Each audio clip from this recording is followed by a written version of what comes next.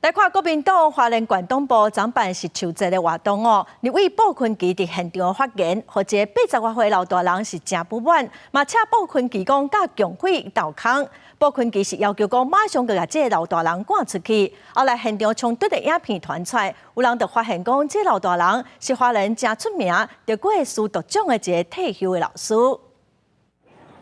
为纪念国父孙中山先生甲郑秋华这活动，国民党花莲县党部设立伫花公山体育馆举办送秋华活动。也毋过立委鲍坤基伫台顶致辞时，突然有一类妇人徛起来骂鲍坤基同匪，鲍坤基随请人将伊赶走。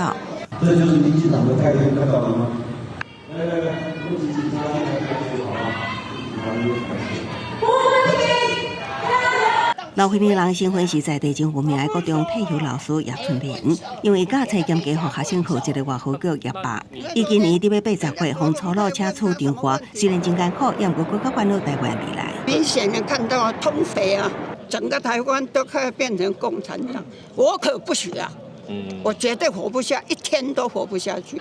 相关画面风波上网络，引起在地真侪人愤怒，尤其互教过学生更加是替老师抱不平。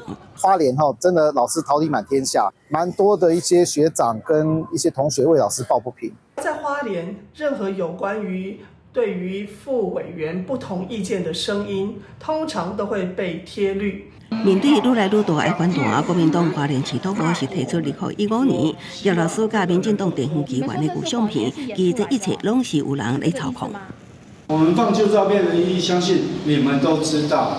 什么？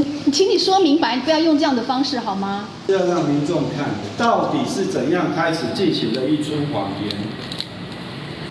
最近鲍坤基去香港就引起讨论，即马因为发生老花莲人红带的会场，更加引起风波。公视新闻采访报道。